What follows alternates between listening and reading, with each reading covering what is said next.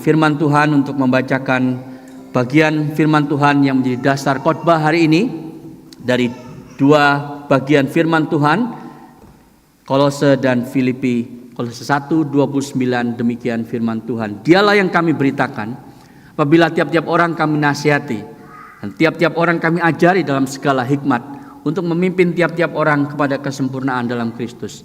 Itulah yang kuusahakan dan kupergumulkan dengan segala tenaga sesuai dengan kuasanya yang bekerja dengan kuat di dalam aku.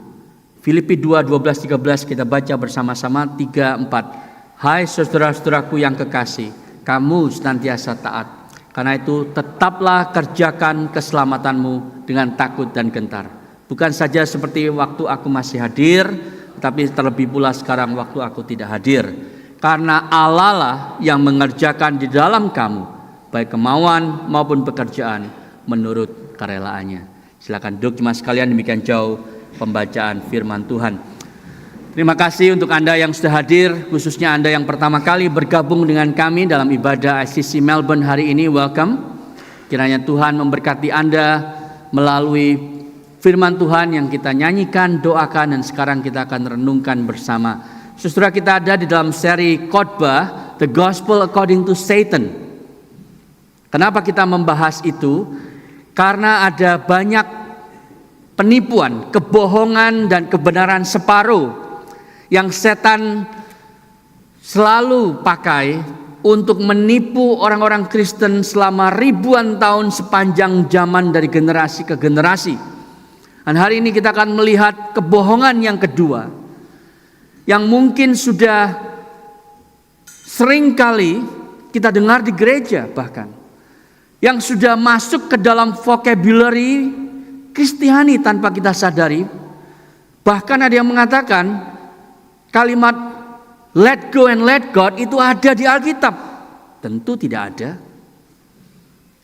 Dan itu membuktikan betapa lihainya si jahat itu menipu kita. Dan hari ini kita akan melihat kenapa let go and let God adalah sebuah penipuan, adalah sebuah statement yang berbahaya bagi iman kita. Itu poin yang pertama. Dan yang kedua, bagaimana itu berkontradiksi dengan Injil yang sejati, Injil Kristus Yesus.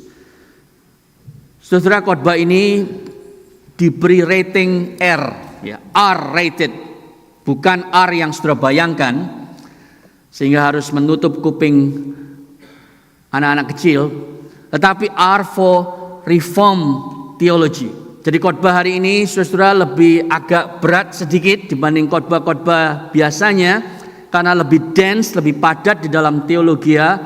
Itu sebabnya Anda harap bersabar. Dan saya ingin memberitahu saudara dua buku yang saya coba baca untuk membantu persiapan khotbah hari ini. Yang pertama ditulis oleh Andy Nestle berjudul No Quick Fix, yang membahas tentang pandangan higher life theology, di mana kalimat let go and let God itu muncul. Dan yang kedua adalah buku The Whole Christ yang ditulis oleh Sinclair Ferguson, yang membahas tentang the Marrow Controversy yang terjadi di gereja Presbyterian Scotland abad 19, yang juga menjadi dasar perdebatan yang kemudian memunculkan kalimat let go and let God. Nah, Anda tidak perlu khawatir, saya tidak akan membahas buku-buku tersebut karena terlalu ngejelimet, tetapi saya mencoba untuk membahasnya dengan sederhana bagi Anda untuk melihat kenapa let go and let God adalah sebuah penipuan yang berbahaya bagi iman kita. Saudara, jawabannya karena itu mengacaukan Injil Kristus Yesus. Karena itu membuat kita itu bingung akan bagaimana sikap kita terhadap hukum Allah, terhadap firman Allah. Saya ingin coba ceritakan ini dalam ilustrasi yang sederhana. Pernah nggak Anda memberikan kesaksian seperti ini? Saya bertobat mengenal Yesus misalnya waktu saya SMP. Dia menjadi juru selamat saya. Tapi dia baru menjadi Tuhan saya waktu saya sudah usia 25, waktu sudah menikah. Nah, jadi waktu Yesus pertama kali menjadi juru selamat saya, Hidup saya itu masih kacau balau. Hidup saya belum berubah. Sampai saya berusia 25, saya jadi orang Kristen yang serius, barulah Yesus menjadi bukan hanya juru selamat, tapi menjadi Tuhan, Savior and Lord. Anda pernah dengar kesaksian semacam itu? Atau jangan-jangan Anda juga punya kesaksian semacam itu? Saudara, ini adalah sebuah linggo, sebuah bahasa yang sering kali saya dengar. Dulu saya pun pernah berada di dalam posisi yang sama, saudara. Dan itu menggambarkan pemahaman let go and let God yang salah itu. Jadi ada dua step. Pertama Anda diselamatkan, tapi belum serius. Baru setelah bertahun-tahun Anda serius sebagai orang Kristen. Itu artinya apa? Artinya Anda tadinya hidup dalam hidup Kristen yang lower life, lalu baru menjadi higher life. Itu sebab disebut higher life theology. Tadinya shallow Christian life, baru deeper Christian life. Tadinya defeated Christian life, selalu kalah melawan dosa. Baru ketika serius itu menang melawan dosa. Tadinya itu tidak pelayanan, orang Kristen nganggur. Baru setelah serius pelayanan di dalam gereja, di luar gereja. Nah, inilah yang membuat akhirnya begitu banyak orang Kristen yang tidak serius. Karena dia pikir ya saya memang belum serius. Karena saya belum menjadikan Yesus sebagai Tuhan saya. Hanya menjadi juru selamat saya. Saya belum sungguh-sungguh menyerahkan hidup saya sepenuhnya kepada Dia. Saudara, coba bayangkan gini ya. Ada sepasang suami istri. Ya, punya masalah rumah tangga, terus ketemu konselor Kristen. Lalu konselornya bilang begini, Bapak dan Ibu, yang perlu Anda lakukan adalah let go and let God. Suaminya nanya, loh maksudnya apa? Apa yang saya mesti lakukan untuk let go? Ya let go lah. Maksudnya apa let go lah itu? Ya berhentilah untuk mengontrol segala sesuatu. Lalu suaminya bilang, loh tapi saya sudah tidak mengontrol segala sesuatu. Pernikahan kami crumbling. Semakin lama semakin dingin. Oh itu karena Anda tidak melepaskan itu, masih mencoba mengontrolnya. Anda mengontrolnya dengan tidak melepaskan itu.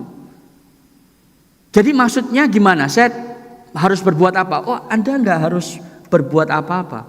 Anda cuma harus let go, menyerahkan masalah pernikahan Anda, dan let God, membiarkan Tuhan menyelesaikan masalah pernikahan Anda. Jadi saya harus ngapain? Ya menyerahkan kepada Tuhan. Nanti Tuhan yang bekerja. Sudah lihat itu? Nasihat yang kelihatannya rohani, nasihat yang kelihatannya menolong kita untuk berserah kepada Tuhan, tetapi di sana saudara kita diberitahu untuk tidak aktif. Tidak aktif apa? Melawan egoisme sebagai seorang suami atau sebagai seorang istri. Efesus 5:21 mengatakan rendahkanlah dirimu terhadap satu dengan yang lain karena Kristus.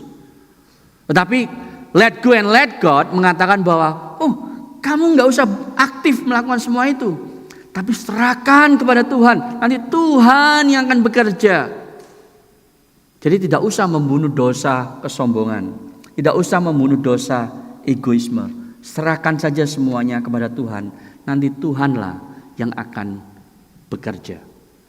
Jadi dalam slide berikutnya saudara ada 2 step menurut pemahaman let go and let God ini. Yang pertama berserah, let go. Menyerahkan apa? Menyerahkan kebiasaan kita, ambisi kita, apapun yang ada di dalam hatimu. Serahkan kepada Tuhan, keinginanmu dan seterusnya. Biarkan Dia bekerja dengan leluasa dalam hatimu. Lalu step yang kedua, let God, milikilah iman. Nah masalahnya gimana kalau setelah melakukan semua itu masalahnya gak hilang, malah lebih parah. Oh karena kamu tidak beriman, karena engkau belum sungguh-sungguh let God. Itu sebabnya harus sungguh-sungguh let go and let God, beriman, baru Tuhan itu nanti akan bekerja. Tuhan pasti akan bekerja kalau kamu membiarkan dia. Tapi kalau kamu tidak membiarkan dia bekerja, masalahmu tetap akan stay. Saudara, ini pengajaran yang terjadi di banyak gereja. Inilah tipuan si jahat, saudara, membuat kita di dalam proses pengudusan itu akhirnya sangat pasif. Itu poin yang pertama, pendek ya. Sekarang kita lihat poin yang kedua, saudara. Mengapa ini berkontradiksi dengan Injil Yesus Kristus? Slide berikutnya. Ya, ini poin yang tentunya lebih panjang, ya, lebih panjang dan apalagi ada A dan B nanti ya. Ya, isunya adalah ini berkontradiksi dengan Injil Yesus Kristus karena membuat kita itu tercampur aduk antara konsep pembenaran dan pengudusan. Sanctification dan justification. Ya, minggu lalu kalau Anda masih ingat, kalau Anda beribadah di sini, Gnostic Catechism kita itu tentang perbedaan antara pembenaran dan pengudusan. Slide berikutnya. Justification, pembenaran itu adalah status Anda dan saya yang sudah percaya, di mana kita dinyatakan benar di hadapan Allah. Dan itu hanya bisa terjadi karena kematian dan kebangkitan Kristus bagi kita. Itu pembenaran, saudara.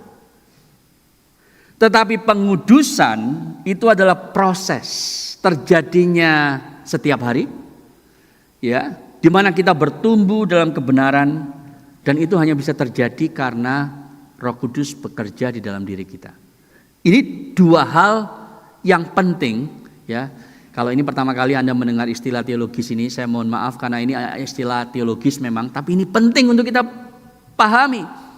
Ya, waktu kita pertama kali menerima Yesus Kristus, kita itu dibenarkan. Satu kali untuk selamanya, keselamatan yang tidak bisa hilang. Tidak ada siapapun atau bahkan Anda sendiri pun tidak bisa menghilangkan keselamatan Anda dengan perbuatan dosamu. No. Karena kalau itu yang terjadi, saudara, berarti pekerjaan Kristus di atas kayu salib Anda bisa cancel dengan perbuatanmu, ya kan? Pembenaran tidak bisa hilang karena itu terjadi di luar diri kita. Yesus yang memberikan itu kepada kita. Pada waktu kebenarannya itu ditransfer kepada kita dan dosa kita itu ditanggung oleh Dia di atas kayu salib. Terjadi pertukaran yang besar di atas kayu salib. Itu pembenaran. Tapi pengudusan beda, saudara.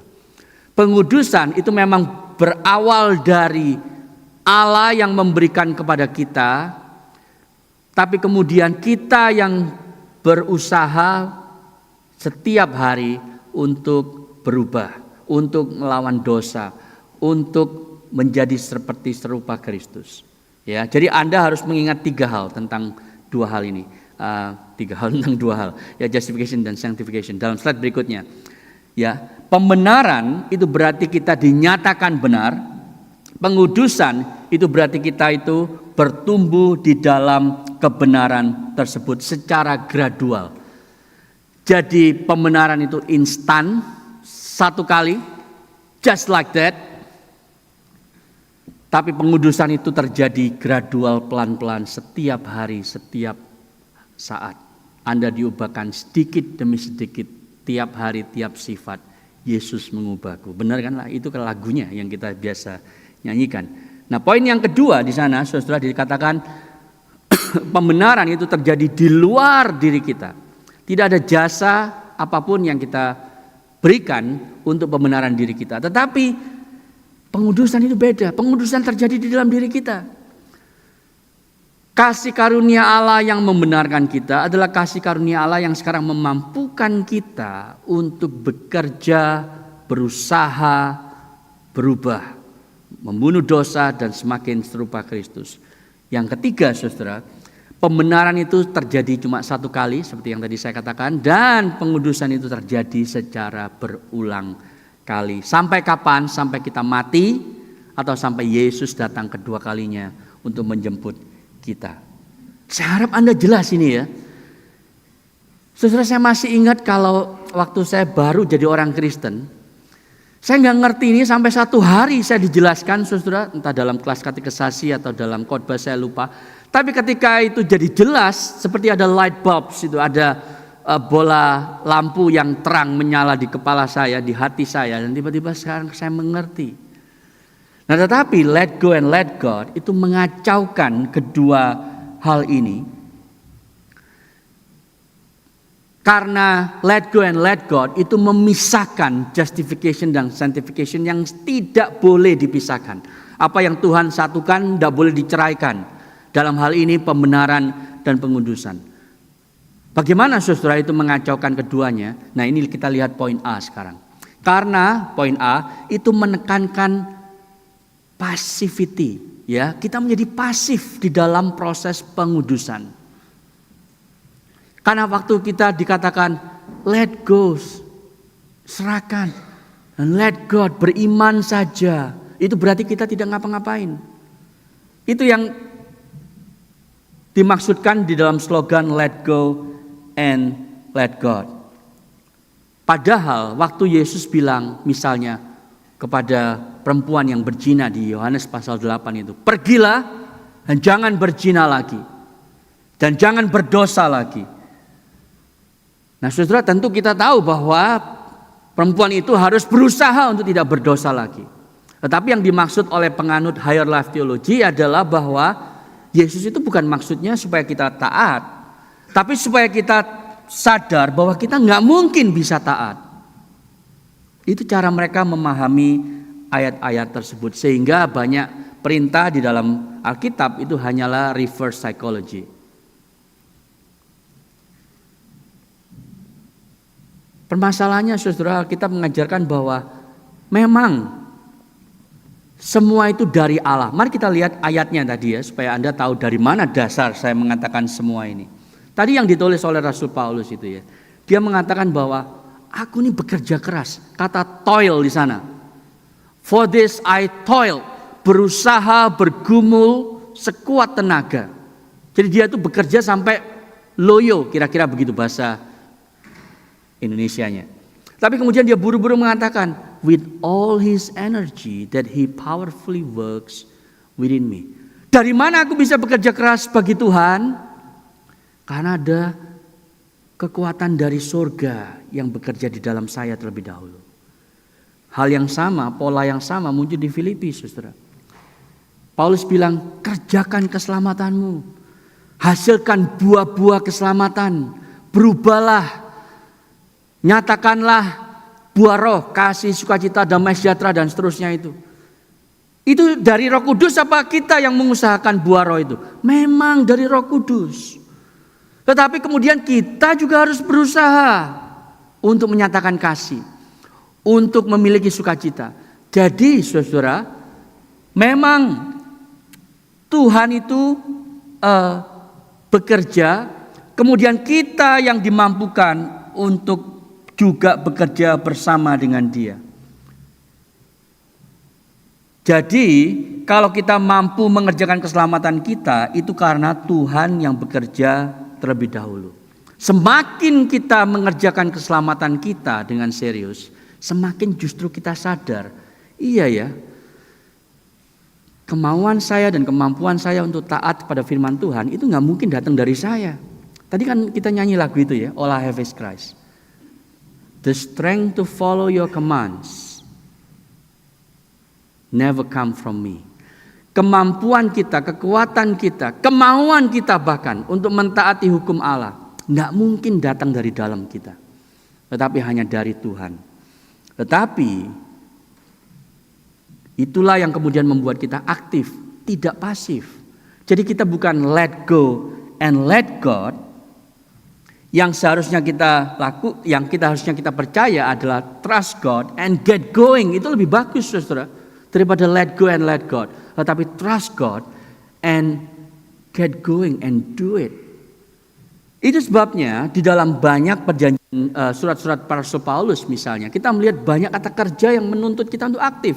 Ini beberapa contoh, saudara, dalam slide berikutnya.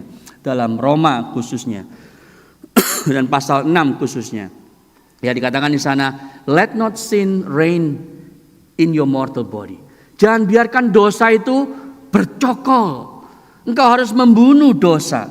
Lalu yang berikutnya yang ayat 13. Do not present your members to sin as instrument, but present yourself to God. Kata kerja, aktif.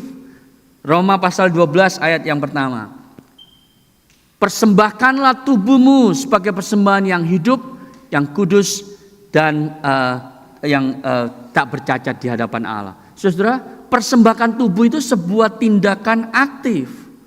Tapi dari mana kita punya keinginan untuk mempersembahkan mata kita, lidah kita untuk Tuhan dan bukan untuk dosa? Kemauan dan kemampuan itu datang dari surga. Tetapi kita yang aktif, saudara, untuk memakai seluruh anggota tubuh kita ini untuk kebenaran. Jadi saudara, let go and let God membuat kita pasif, padahal kasih karunia Allah yang menyelamatkan kita membuat kita seharusnya aktif di dalam pengudusan kita. Ya, Anda melihat itu ya, yang pertama. Nah, yang kedua, saudara, kenapa ini bertentangan dengan Injil? Slide berikutnya. Karena ini membuat Anda dan saya sebagai orang percaya hanya menjadikan Yesus menjadi juru selamat, tapi bukan Tuhan. Saudara, ada perdebatan besar di abad 19-20 tentang Lordship Salvation. Ada banyak orang yang mengatakan, enggak apa-apa kalau jadi orang Kristen itu ya, Yesus memang jadi juru selamatmu dulu. Engkau belum serius, belum sungguh-sungguh, it's okay. Ikut dululah, terima Yesus dulu jadi juru selamat. Nanti baru pelan-pelan serius, Yesus baru jadi Tuhanmu. Saudara, ini pengajaran yang berbahaya. Karena menjadikan kita di dalam gereja-gereja kita, di dalam dua kelas, ada orang Kristen yang sungguh-sungguh, yang spiritual, ada orang Kristen yang masih penuh kedagingan. Orang Kristen yang hanya menjadikan Yesus sebagai Tuhan, tetapi sebagai juru selamat, tapi bukan Tuhan, saudara. Kenapa? Karena konsep mereka adalah bahwa pengudusan terjadinya itu tidak bersamaan dengan pembenaran.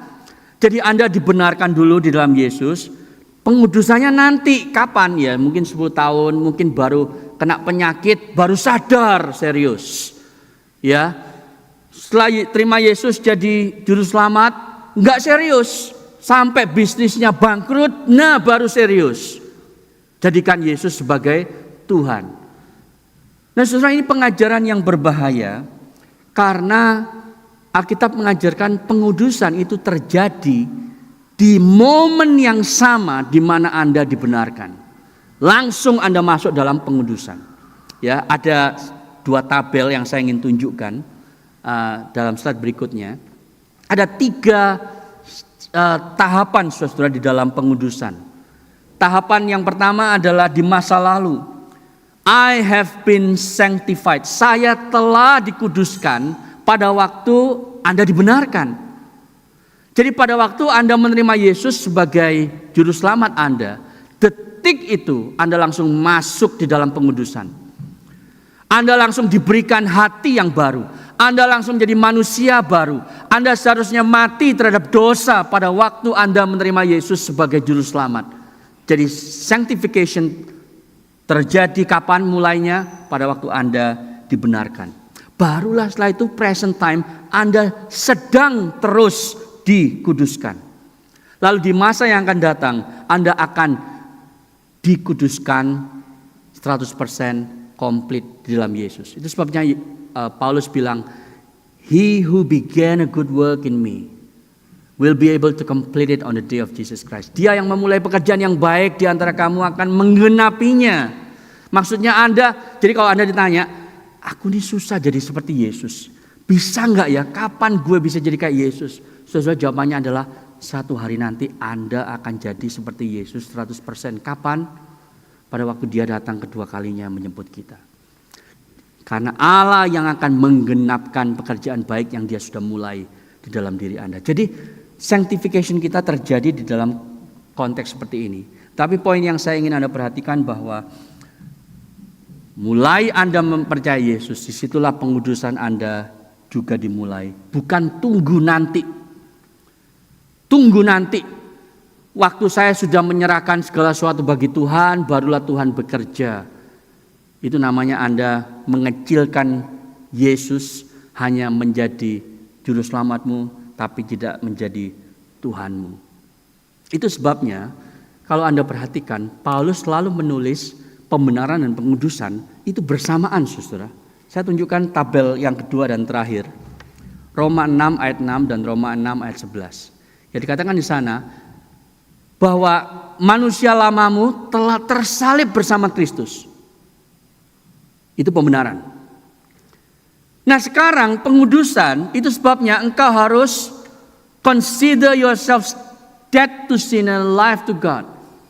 Berpikirlah bahwa engkau sudah tersalib bersama Kristus, sudah enggak ada lagi keinginan untuk berdosa karena engkau sudah hidup bagi Allah di dalam Kristus Yesus. Jadi saudara lihat, pembenaran dan pengudusan oleh Paulus itu dijadikan satu. Dia tidak bilang begini, maybe in a few years, mungkin bertahun-tahun ke depan, baru nanti kamu akan dead to sin and alive to God. Enggak. Demikian juga saudara pola yang sama di ayat 17. Dulu kamu adalah hamba dosa, slaves of sin. Sekarang menjadi slaves of righteousness. Itu soal pembenaran. Lalu pengudusannya sekarang, serahkanlah anggota tubuhmu sebagai hamba kebenaran. Supaya engkau masuk dalam proses pengudusan. Kapan terjadinya? Bersamaan. Jadi Yesus tidak pernah hanya menjadi juru selamat, tapi juga menjadi Tuhanmu at the same time. Itu sebab saudara, kalau Anda mendengar khotbah di gereja, lalu setiap kali Anda diberitahu untuk ayo serahkan lagi pikiranmu, serahkan lagi kebiasaanmu, serahkan lagi ambisimu kepada Tuhan. Tiap kali camp disuruh begitu, saudara. Akhirnya kita cuma mikir gini, aduh kok susah ya saya menyerahkan diri saya sepenuhnya kepada Tuhan. Mungkin belum saatnya, Tuhan belum berbicara kepada saya, Tuhan belum menggaplok saya, nanti aja lah. Banyak orang bilang begitu kan. Ya saya sih ke gereja hari Minggu. Habis kalau Minggu itu kan ketemu banyak orang kan di gereja. Tapi ya kalau soal bisnis, ya gimana, susah dong kalau nggak nipu pajak. Nantilah kalau sudah serius, baru saya berubah. Apalagi kita diberitahu, tiap kali kebaktian, tiap kali camp, serahkanlah. Ada lagunya ya, serahkan pada Yesus. Saudara, itu konsep yang membuat kita akhirnya berpikir Yesus cuma jadi juru selamat, belum jadi Tuhan. Yang seharusnya benar adalah begini, saudara. Orang Kristen tetap masih bisa berdosa. Kita tidak pernah menjadi sinner emeritus. Nggak ada emeritus pendosa. Nggak ada, saudara. Pendeta emeritus ada. Pendosa emeritus nggak ada. Kita nggak mungkin sinless. Tetapi kita mungkin menjadi sinless. Semakin jarang berdosa. Jadi, kalau Anda mengaku Kristen, tapi nggak pernah serius. Tapi terus-menerus hidup di dalam perbuatan dosa. Bahkan itu menjadi kebiasaan yang Anda pelihara setiap saat. Maka yang terjadi bukan begini, karena saya belum serius, nantilah satu kali saya akan serius. No. Jangan berpikir nantilah satu kali saya akan let go and let God. Saudara, yang harusnya Anda pikirkan adalah, kenapa saya masih belum serius? Kenapa saya masih hidup di dalam kebiasaan dosa? Jawaban yang Alkitab berikan adalah, karena Anda mungkin belum sungguh-sungguh percaya Yesus. Itu slide yang terakhir saya. Ini yang Paulus katakan. Paulus bilang, examine yourself. Si Paulus tidak bilang begini, saudara. Mungkin karena kamu belum let go and let God. Itu sebabnya kamu masih belum serius. Tidak, Paulus tidak bilang begitu. Paulus bilang, ujilah dirimu sendiri. Apakah kamu tegak di dalam iman? Selidikilah dirimu. Bertanyalah hari ini, saudara, di ruangan ini di hadapan Tuhan. Apakah kamu tidak yakin akan dirimu bahwa Yesus Kristus ada di dalam kamu?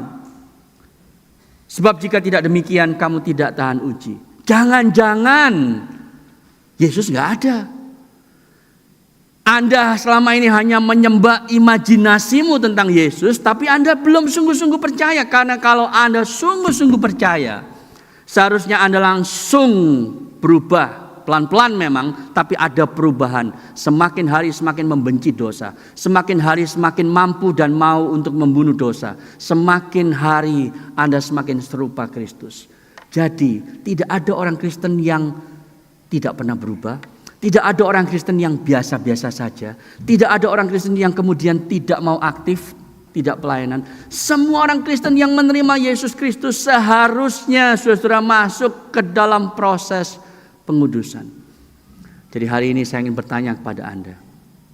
Ujilah dirimu di hadapan Tuhan. Saya nggak tahu. Pengurus gereja nggak tahu. Teman dekat Anda nggak tahu. Bahkan suami atau istri Anda mungkin nggak tahu. Tetapi Anda tahu. Tuhan tahu. Ujilah dirimu. Berapa lama Anda sudah mengaku Kristen? Sungguhkah Anda sudah mengalami perubahan? Karena Anda mengaku Yesus bukan hanya sebagai juru selamatmu, tapi juga sebagai Tuhanmu. Mari kita berespon kepadanya. Mari kita berdoa.